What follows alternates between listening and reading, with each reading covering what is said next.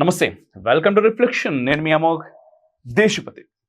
ఈ వీడియో మీకు నచ్చినట్టయితే లైక్ చేయండి, షేర్ చేయండి, కామెంట్ల రూపంలో మీ అభిప్రాయాలని తప్పకుండా తెలియజేయండి. ఇంకా మన ఛానల్ని మీరు సబ్స్క్రైబ్ చేసుకోకపోయి ఉంటే వెంటనే సబ్స్క్రైబ్ చేయరు, పక్క ఉన్న బెల్ ఐకాన్ కూడా కొట్టరు. ఎందుకంటే చాలామందికి నోటిఫికేషన్స్ వస్తలేవు అంటున్నారు. దాదాపుగా 4 లక్షలకు పైచిలకు సబ్స్క్రైబర్స్ ఉన్నారు మన ఛానల్కి. అండ్ మధ్యలో కొన్ని రోజులు ఆపినాం. కారణం ఛానల్ డిమానిటైజ్ అయింది, యూట్యూబ్ నుంచి మనకు డబ్బులు రావు.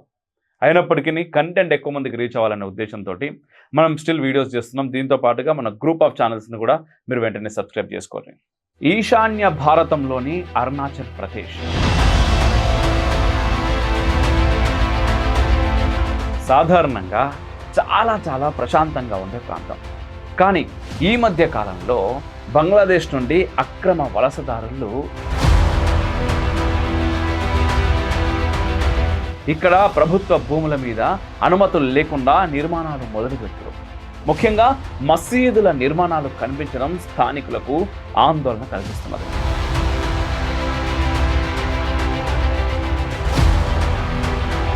అసలు అక్కడ ఏం జరుగుతుంది? ఈ చొరబాటుదారుల వెనుక మనకు తెలియాల్సినటువంటి కొన్ని విషయాలు మనం ఈ వీడియోలో మాట్లాడుకుందాం. కానీ ప్రతి విషయము చాలా ఇంపార్టెంట్. ఈశాన్య భారతంలోని అందమైన ప్రశాంతమైన అరుణాచల్ ప్రదేశ్ ఇప్పుడు ఒక కొత్త ముప్పును ఎదుర్కొంటా ఉన్నది.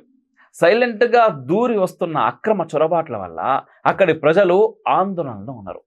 బంగ్లాదేశ్కు చెందిన మియా ముస్లింలు ఇన్నర్ లైన్ పర్మిట్ లేకుండానే పెద్ద ఎత్తున రాష్ట్రంలోకి ప్రవేశిస్తూ ప్రభుత్వ స్థలాలను ఆక్రమించడం, అనుమతులు లేని మసీదులు నిర్మించడం వంటి ఘటనలు పెరుగుతూ ఉన్నాయని స్థానికులు చెప్తున్నారు.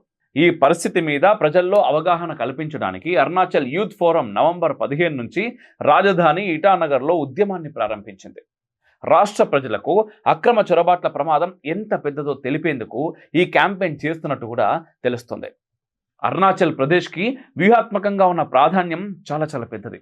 భారత్ చైనా సరిహద్దు వెంట దాదాపు 1000 కిలోమీటర్ల పొడవున మెక్మోహన్ లైన్ ఉంటుంది.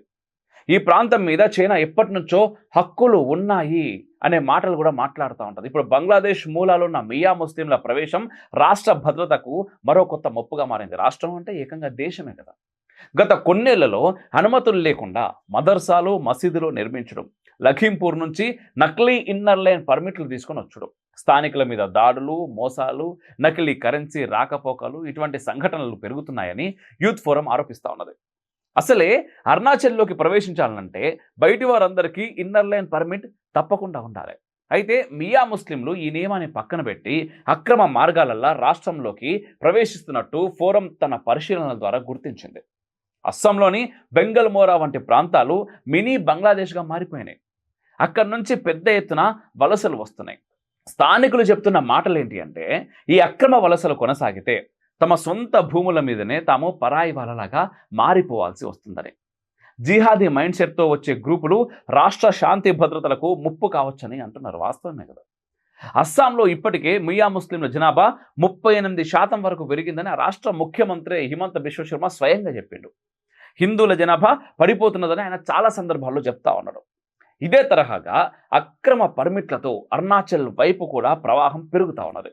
గత 5 సంవత్సరాల్లో ఈశాన్య రాష్ట్రాలు మొత్తం ఈ వలసల వల్ల జనాభా నిష్పత్తుల విషయంలో చాలా మార్పులు వస్తూ ఉన్నాయి. భూ ఆక్రమణలు, స్థానికులను బెదిరించుడు, దాడులు ఇవి అస్సాంలో సాధారణమైపోయినాయి. ఇప్పుడు అదే పరిస్థితి అరుణాచల్లో కూడా కనిపించేలా ఉందని స్థానికులు చెప్తున్నారు.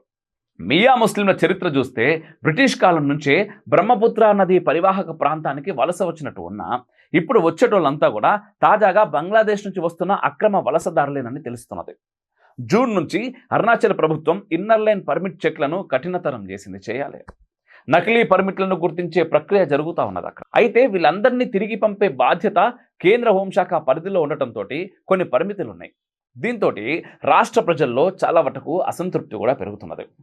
ఆగస్టులో ఈశాన్య భారత విద్యార్థి సంఘం కూడా అక్రమ వలసల మీద భారీ ఉద్యమం చేపట్టింది. స్థానికత రక్షణ పేరుతో నార్త్ ఈస్ట్ అంతటా క్యాంపెయిన్ చేశారు.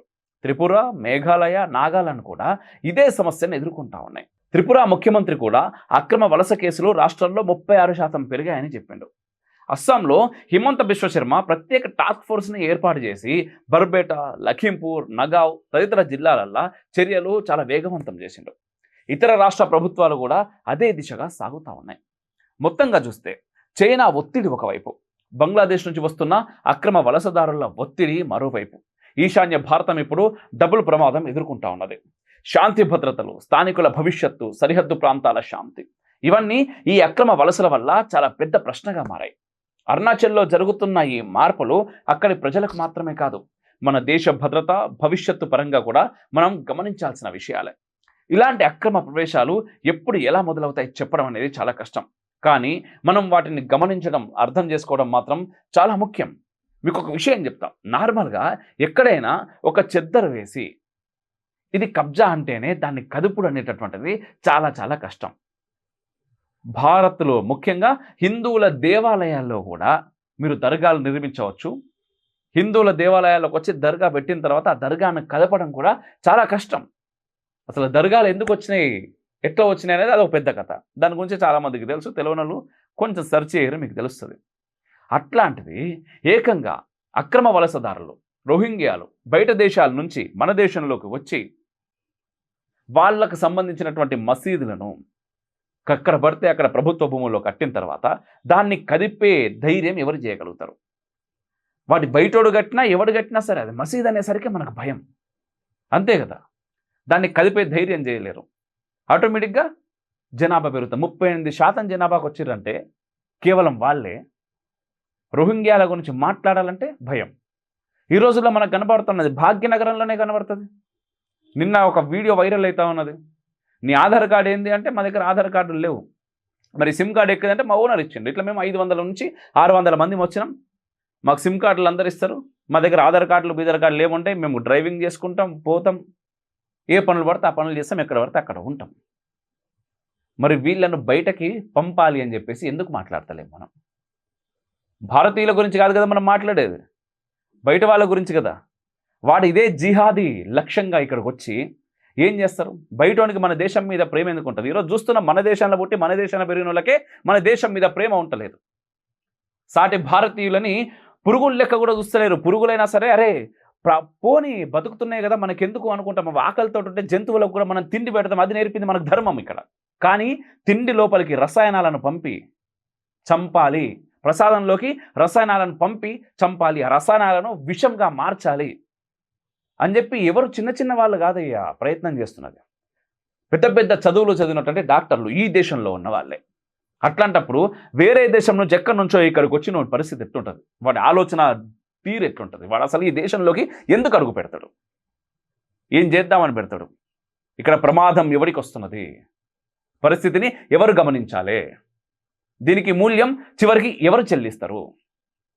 ఈ మాటలన్నీ చెప్తే ఇప్పుడు నేను ఒక హిందూ ఉగ్రవాది, సిగ్గుండాలి కొంచెమన్నా. జై హింద్, మేరా భారత్ మహాన్.